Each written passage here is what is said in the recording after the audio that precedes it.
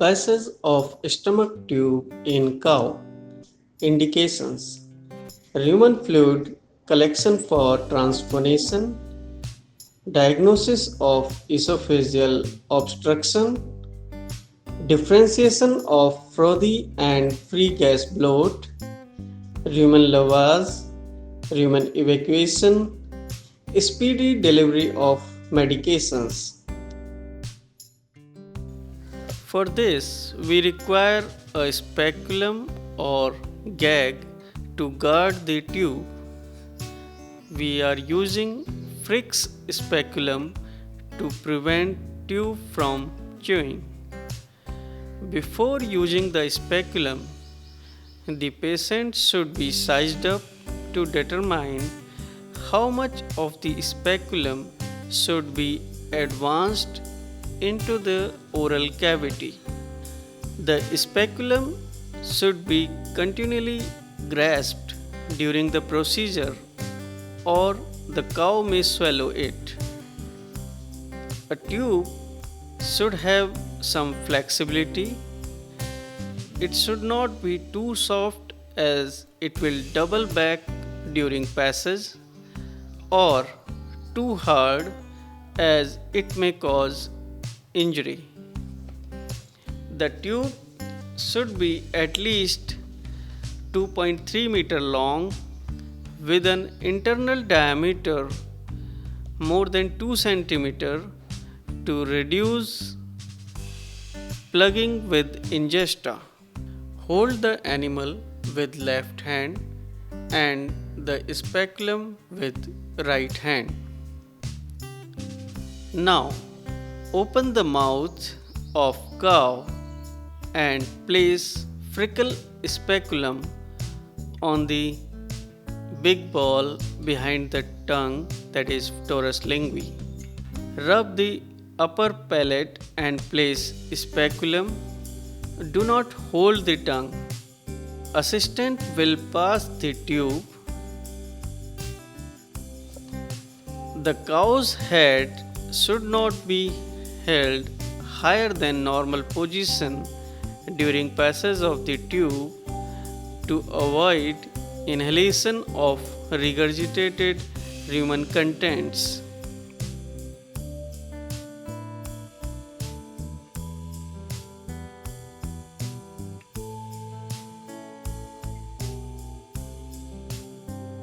Hear the gurgling sound and smell content.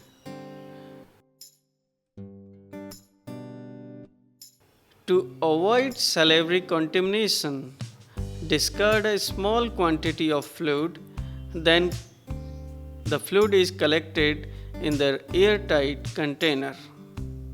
There are certain checkpoints where the tube is passing through the esophagus into the rumen.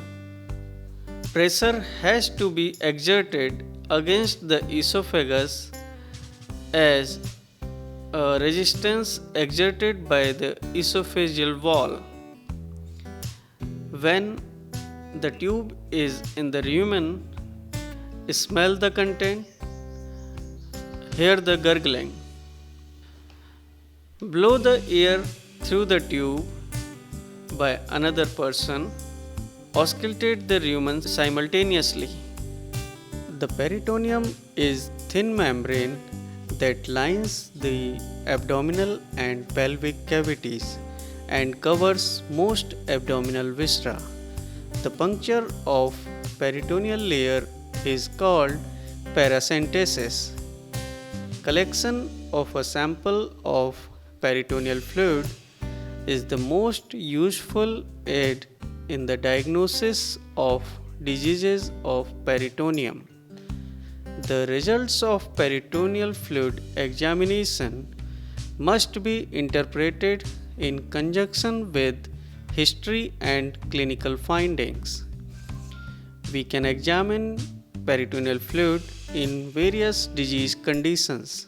For example, peritonitis, infarction of a segment of gut wall, perforation of alimentary tract wall, rupture of urinary bladder, leakage from biliary system, intraperitoneal hemorrhage, peritoneal neoplasia.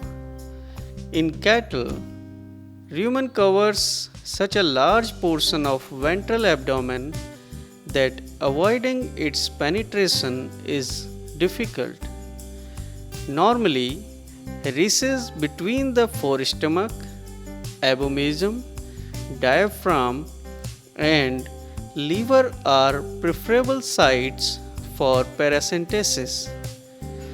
For this, we require 16 gauge 5 cm hypodermic needle, EDTA vial, sprit swab, and safety razor for shaving the hair from the site.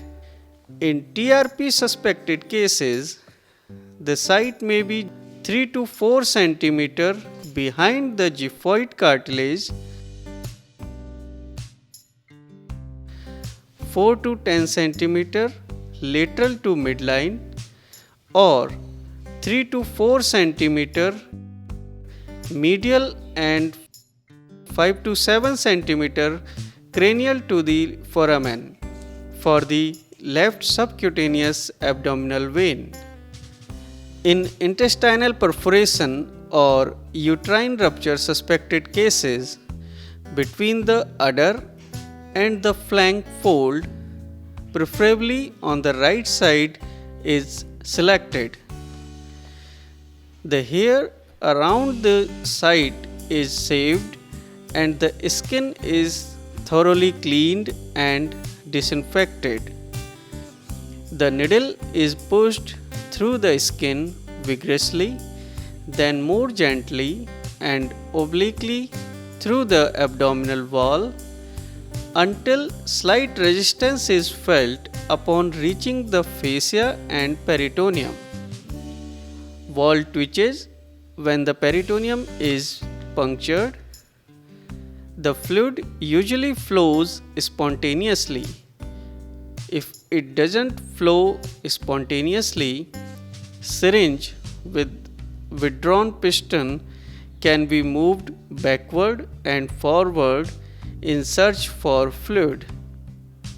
In cases where peritonitis is strongly suspected, up to 4 attempts of paracentesis should be made. Procedure for collection of rumen fluid. When about 10 to 20 ml of fluid is required to test, we can choose this site. Clean and disinfect the area in front of the left flank fold or below the left flank. Hold the needle like this using cotton swab. Puncture the rumen with 16 gauge 4-inch long hypodermic needle. Aspirate the fluid with the syringe. There is always risk of peritoneal contamination.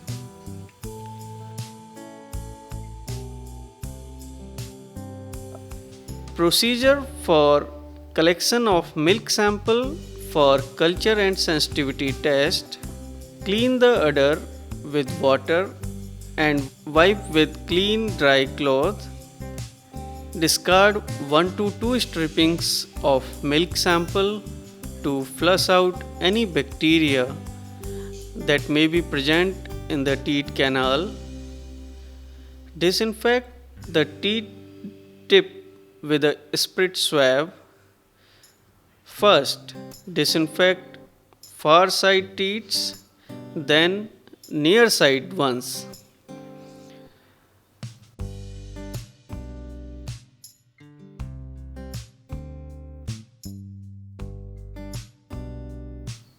The stopper is held with little finger and test tube with thumb and first finger of left hand. Place test tube obliquely at about 45 degree under the teat. Then start taking sample from near side teats first, then far side, just to avoid contamination. At least 5 ml of samples without touching the teat is collected.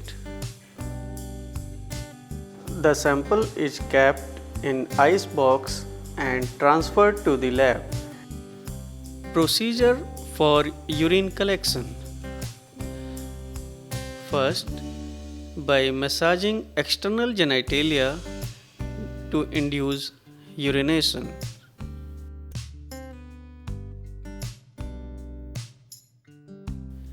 Second, by pouring chilled water over perineum and vagina. Third, by catheterization.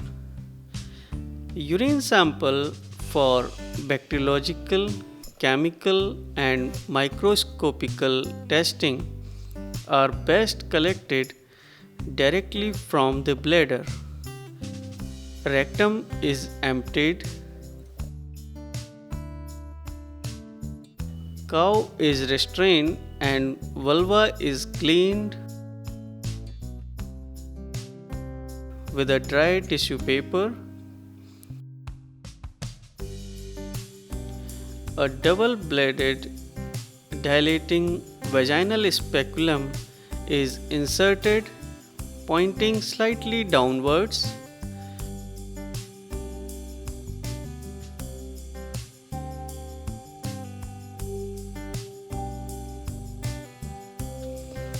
Then a sterile curved metal catheter is inserted into the urethral orifice under visual control with illumination from a torch.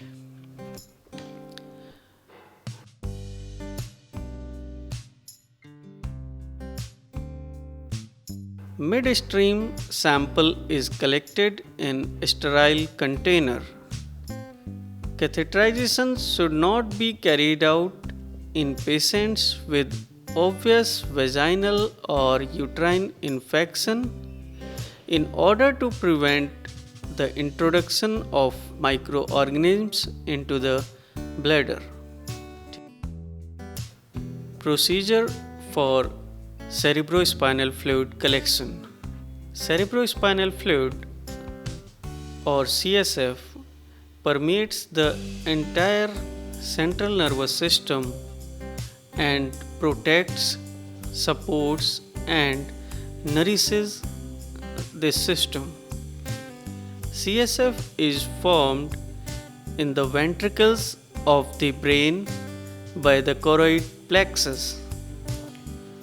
Neurological conditions are reflected often by changes in CSF itself. Therefore, CSF collection and examination should be an integral part of nearly every neurological examination. CSF is collected from lumbosacral or atlanto-occipital subarachnoid space.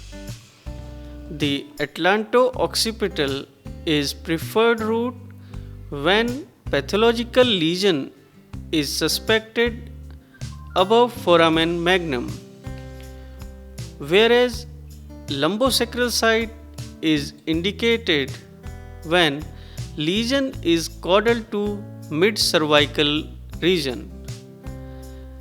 Lumbosacral is preferred when animal does not warrant general anesthesia or increased intracranial pressure is the suspicion. Lumbosacral puncture is done with the animal standing. The exact site is midline between the two tubercocci in the hollow between the spinous process of the last lumbar vertebrae and the sacrum.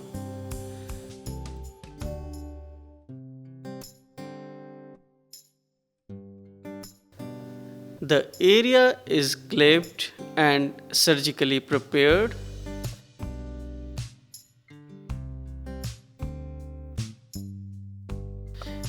Inject local anesthetic for skin desensitization. Puncture the site with spinal needle.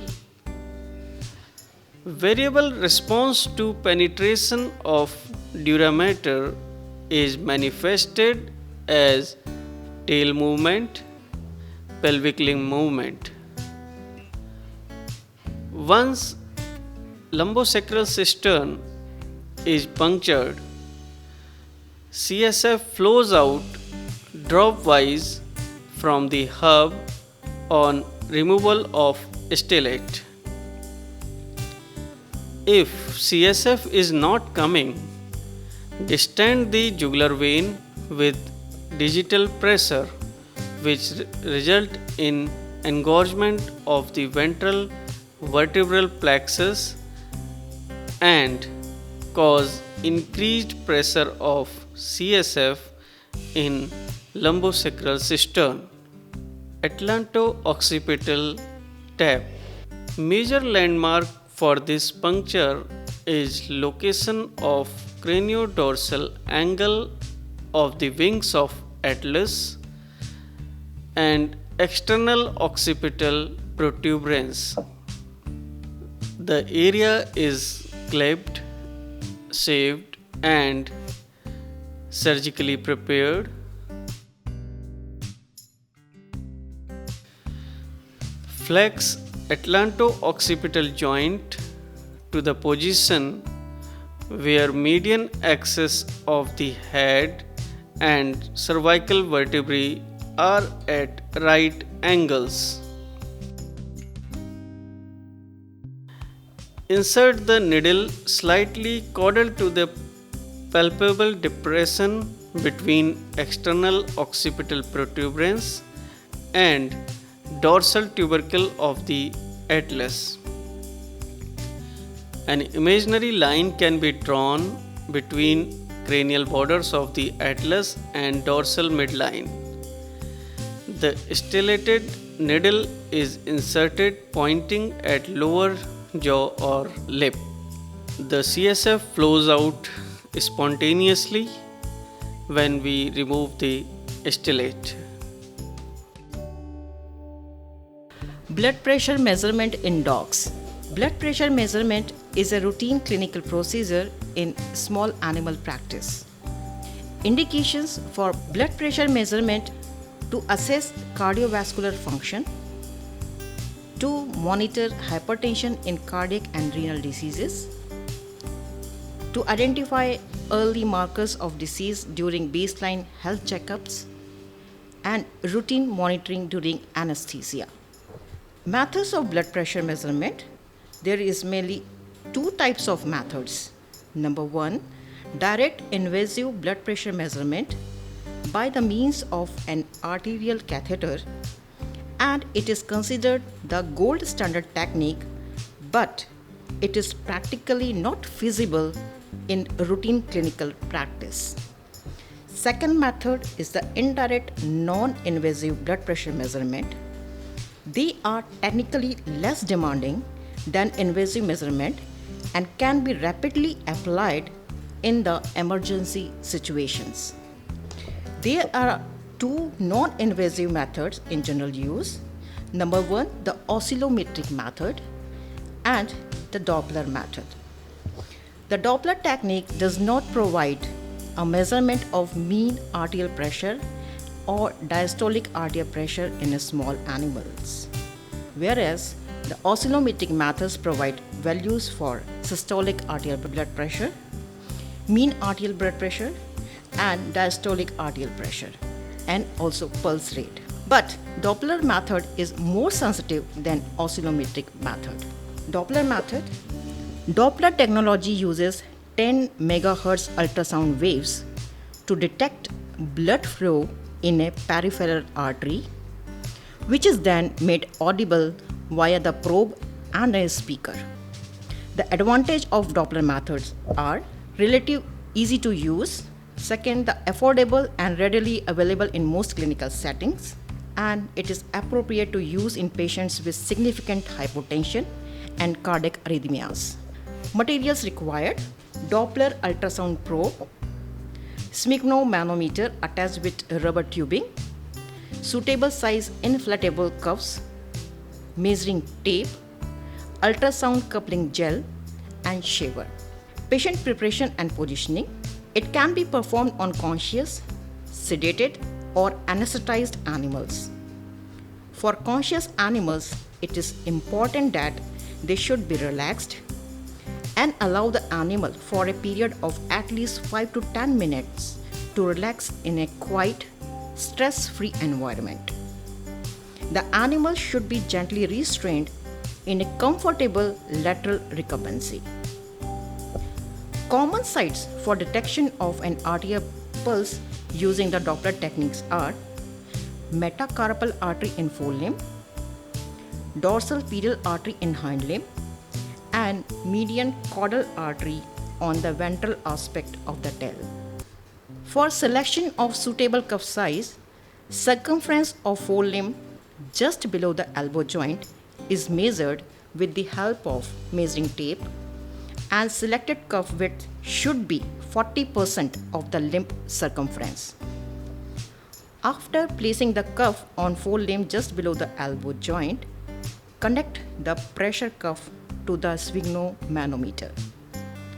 After aseptic preparation of selected peripheral artery, apply ultrasound coupling gel to the site and Doppler probe. Place the Doppler probe over the artery, oriented parallel to the blood flow. The probe is considered correctly placed when pulsatile blood flow is audible. Inflate the cuff until the artery is occluded and Doppler sounds are no longer audible. Then slowly deflate the cuff while observing the sphygmomanometer. Record the pressure at which the first audible arterial pulse is heard as a systolic arterial pressure. The first measurement should be discarded and obtain the average of total of 5 consecutive values as systolic arterial pressure. Normal systolic arterial blood pressure values in adult dogs is 90 to 140 mm of mercury. Hypertension in dogs classifies based on the risk of the target organ damage. In case of normotensive, that is the minimal target organ damage, systolic blood pressure will be less than 140 mm of mercury. Pre-hypertensive stage, that is a low target organ damage risk, systolic blood pressure will be 140 to 159 mm of mercury. In hypertensive, the systolic blood pressure will be 160 to 179 mm of mercury, that is the moderate target organ damage risk group. Last is the severely hypertensive, that is the high target organ damage risk. Systolic blood pressure will be more than 180 mm of mercury. Thoracocentesis is a life-saving procedure in animals with severe respiratory distress and is used to remove fluid or air from the pleural space. For this, material required is butterfly catheter size 19 to 20 gauge, 3-way stopcock, syringes 20 ml for small dogs, 50 ml for large dogs, and surgical gloves. The procedure can be done while animal in the lying position or sternal recumbency. Most of the patients can be placed in sternal recumbency, which allow the fluid to be positioned ventrally and air to be trapped dorsally. In severely compromised patients with severe effusions or pneumothorax, they may be more comfortable while standing, which allows the sternum to move freely and elbows to be abducted. Preparing for procedure: clip the hair of the animal and prepare the skin. Use sterile gloves before the start of procedure. In step up, you have to attach the syringe with 3-way stopcock, then with butterfly catheter. So this set should be ready. Optimal or best place of puncture is 7th or 8th intercostal space in the middle third of chest. Start counting from 12th intercostal space, coming to 11th intercostal space, 10th, 9th, 8th and 7th. So 7th and 8th intercostal spaces, they are selected for thoracocentesis procedure. Thoracocentesis indications, basically it is done for two conditions. One is pneumothorax and other is pleural effusions. If we are doing thoracocentesis for pneumothorax, then insert the needle in 7th or 8th intercostal space in the dorsal third of chest cavity in the cranial rib border in the cranioventral direction. Cranial rib border is used to avoid nerves or vessels going at the caudal border of rib. The needle should be penetrated slowly and simultaneously the suction is applied and air is aspirated. So this way the air is removed from the thoracic cavity. Second indication for use of thoracocentesis is removal of pleural effusions. For this, first feel the costochondral junctions. Cranial border of rib is selected and needle is inserted in the cranioventral direction. Then simultaneously aspirate the pleural fluid. The aspirated fluid is collected in 3 types of vials. One, purple topped vials for cytology, red topped vials for biochemical estimation, and culture tube for microbiological estimation. While doing thoracocentesis, the various complications and risk factors encountered are hemothorax, intercostal artery laceration, lung laceration. Moreover, this procedure should be avoided in patients with thrombocytopenia and severe coagulopathies. Abdominocentesis, percutaneous sampling of peritoneal fluid with a needle or catheter is called abdominocentesis. It is also called as abdominal paracentesis. It is very simple, rapid and safe diagnostic procedure to collect abdominal effusions. When physical examination or imaging indicates moderate to large amount of peritoneal fluid in the abdomen, then abdominocentesis is indicated for sampling of fluid for cytological, biochemical and microbiological examination, which helps the clinician to make quick diagnosis and to initiate treatment as quickly as possible. For this, material required is surgical gloves, 18 to 22 gauge 1.5 inch needles, sampling containers, that is EDTA vials, vials for biochemical estimation, vials for microbiological estimation. Patient preparation: clip and shave the abdominal area and prepare it for aseptic fluid collection. Put the animal lateral recumbency and insert the needle 1 to 2 centimeters caudal to umbilicus. Insert the needle's caudal towards pelvis. If fluid doesn't come out, slightly rotate the needle and apply gentle suction. If fluid doesn't come up, then second attempt can be made approximately 2 cm cranial to umbilicus. If we are not able to get peritoneal fluid by this approach, then 4-quadrant tap can be used with umbilicus as the center. Again, put the animal in left lateral recumbency. Now, with umbilicus as center, we have 4 quadrants: right cranial quadrant, left cranial quadrant, right caudal quadrant, left caudal quadrant. Most important thing before insertion of needle is to avoid puncturing of caudal superficial epigastric vessels. Puncture should be done on the inner side of the imaginary line drawn longitudinally along the nipples. From one quadrant fluid is not obtained, then we can try needle puncturing on the other quadrant. Various complications which can come are: blind puncture can lead to hemorrhages or hollow organ laceration, which can be bladder or intestine. Injury to the epigastric vessels can occur. The collected fluid is evaluated for cytological examination, for biochemical estimation, and for culture examination. Electrocardiography is a diagnostic tool or procedure used to record electrical activity of heart.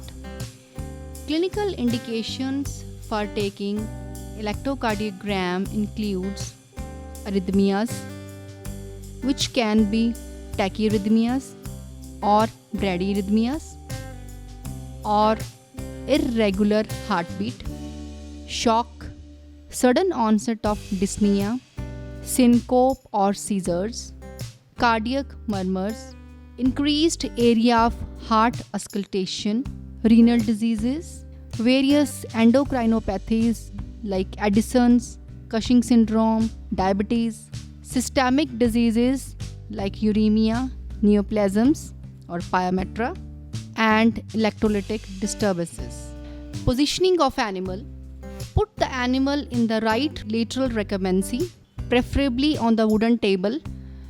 Remove any metallic chain from neck of the animal to avoid 60 cycle disturbance. 4 separate leads or electrodes are used in the standard electrocardiographic cable. These are: right arm is red colored, left arm yellow colored, right leg or right foot black colored, left leg or left foot green colored. Alligator clips are used to attach these electrodes to the skin of the dog. Apply the coupling gel or ECG gel, then apply the 4 electrodes. The electrodes right arm and left arm, they are attached at the alternate process of right arm and left arm, and right leg and left leg, they are attached at the point of stifle of right leg and left leg.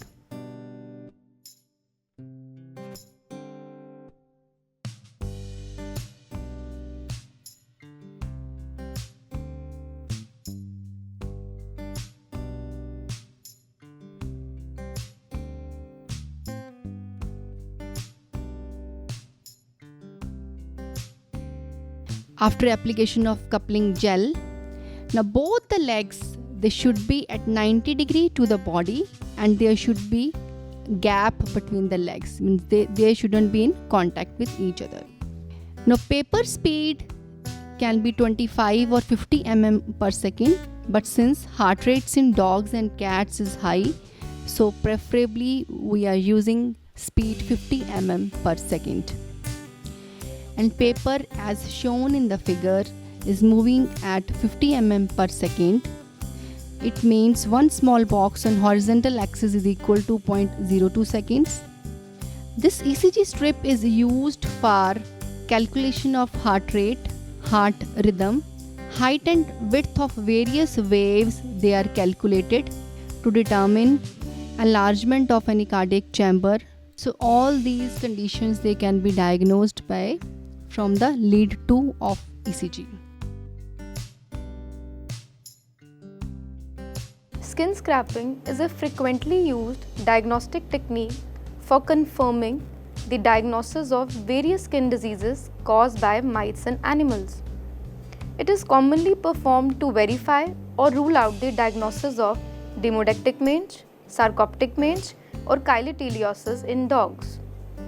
It must be remembered that sensitivity of this diagnostic test depends upon method of sample collection. Method of skin scraping varies to some extent according to the suspected mite infestation during dermatological examination. To perform skin scrapings: scalpel blades, preferably 11 number, mineral oil, microscopic slides, cover slips, and surgical gloves. Procedure for sampling of demodectic mange. Depending upon the case presented, newly fresh erythemic allopectic lesions should be selected, and 3 to 5 multiple scrapings from those sites need to be collected. Firstly, put 2 to 3 drops of mineral oil on clean grease-free microscopic glass slide. Then immerse the scalpel blade into it. Apply the oil at the selected site with blade to entrap the adherence of the material to it. Scrape the lesion in the direction of hair growth with gentle and light pressure, keeping the blade preferably at the angle of 45 degrees for preventing the risk of laceration. After repeating this 4 to 5 times, affected skin should be squeezed between thumb and forefinger to extrude the mites from the hair follicles, and then again scrape the material until capillary bleeding is observed. The obtained material should be scraped up and placed on the microscopic slide, then mixed with the oil to obtain uniform mixing of scraped material. Place the cover slip on the material and examine the slide under 10x magnification of microscope for the presence of multiple adult mites or immature form of mites like ova, larva, or nymph. Procedure for sampling of sarcoptic mange. For the diagnosis of sarcoptic mange, selection of site is more important than scrapings actually. For this, the preferred site are crusted undisturbed papules on ear margins, elbows, and hock joints. If crusted papules are not present, scraping from ear margin is recommended. Scraping procedure is same as we performed earlier for demodectic mange, but here at least 5 to 6 sites are required to be scraped. Composite KOH sampling.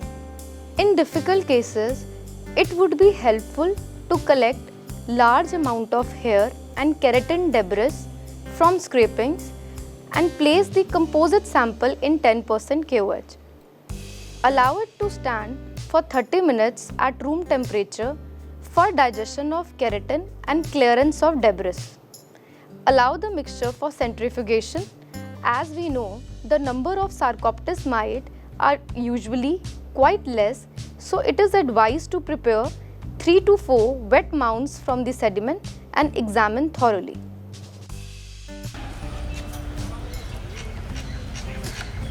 Ringworm is an infection of skin, hair, or claws caused by a type of fungus, dermatophyte.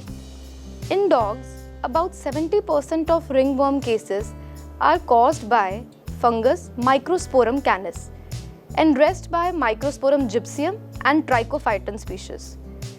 Infected dogs develop bald, scaly, circumscribed, annular patches with broken hair, or some may also develop acne-like bumps on the skin. Diagnosis of ringworm is done by examination with Wood's lamp, direct microscopic examination, fungal culture. Equipments required for complete diagnosis of dermatophytes: Wood's lamp, microscopic slides, black paper, hemostats, surgical gloves, 70% alcohol, 10% KOH, and cover slips. Wood's lamp examination. Wood's lamp is useful in establishing a tentative diagnosis of dermatophytes in dogs, but false positive and false negative results are common with it. It should be turned on and allowed to warm up for 5 to 10 minutes for stability of light's wavelength. Animals should be placed in a dark room and examined under the light of Wood's lamp through the lens. When exposed to UV light, hair invaded by Microsporum canis may result in yellow to green fluorescence. Hair should be exposed for 3 to 5 minutes because some strains are slow to show the obvious yellow-green color. To decrease the false positive result, it is advised that individual hair shafts should be seen for fluorescence. These fluorescent hair should be plucked with forceps and used for inoculation of fungal medium or for microscopic examination. Direct examination. Accurate specimen collection is necessary for the diagnosis of dermatophytes. Hair should be collected from the margin of the lesions and one should select newly formed, actively expanding lesions that have not been recently medicated. One should look for hair that are broken and misshapen. Then tuft of hair should be collected with forceps by plucking them in perpendicular direction to skin. The hair, scale, material collected should be cleared by placing the specimen in several drops of 10% KOH on slides. A cover slip is added and gently heat the slide for 15 to 20 seconds. The preparation is ready for examination for the presence of spores and hyphae. In rare cases of trichophyton or Microsporum persicolor infection, hyphae may only be present in stratum corneum. In these cases, superficial scraping and not just hair should be sampled. Sample collection for fungal culture. Clean the lesions with 70% alcohol and then let it air dry. It helps in reducing bacterial contamination. Plug the hair with forceps and also collect some scales, preferably on black paper. The collected sample can be used for the culture of dermatophytes. Cystocentesis is a routine diagnostic procedure for collection of urine directly from urinary bladder percutaneously to avoid any contamination. Urinary catheterization is generally not recommended as it may introduce infection in the urinary bladder. Indications: urine culture and antibiotic sensitivity testing, urine analysis, decompression cystocentesis in case of urinary obstruction. Material required: sterile gloves, sterile collection vial, 1.5 inch long, preferably 22 or 21 gauge hypodermic needle, syringes, alcohol swab. Cystocentesis can be performed in lateral recumbency or standing animal. Lateral recumbency.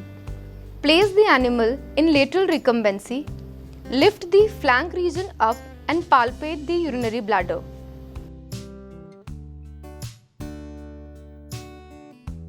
Clean the area for aseptic procedure and apply alcohol swab.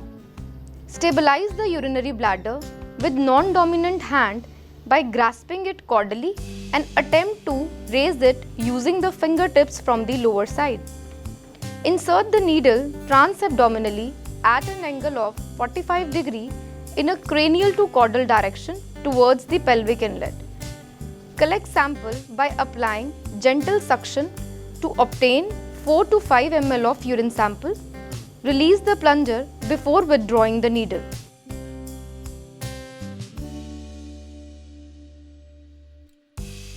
Standing position. It can be performed in a normal standing animal. Other person should lift the skin fold of the flank dorsally to expose the bladder area. Palpate the bladder and clean the area for aseptic procedure. Apply alcohol swab at the site of the procedure.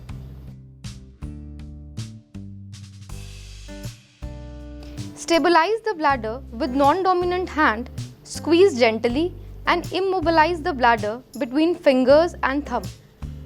Insert the needle transabdominally in caudodorsal direction, slightly towards the pelvic inlet. Collect 4 to 5 ml of urine sample by applying gentle suction. Release the plunger before withdrawing the needle. release bladder and remove needle. Immediately transfer the sample to the sterile vials intended for the culture and antibiotic sensitivity testing, or in a clean vial for urine analysis. Contraindications. Cystocentesis should be avoided in case of insufficient volume of urine, pyometra, recent abdominal surgery or trauma, coagulopathy, thrombocytopenia, or in patients diagnosed with urinary bladder neoplasia.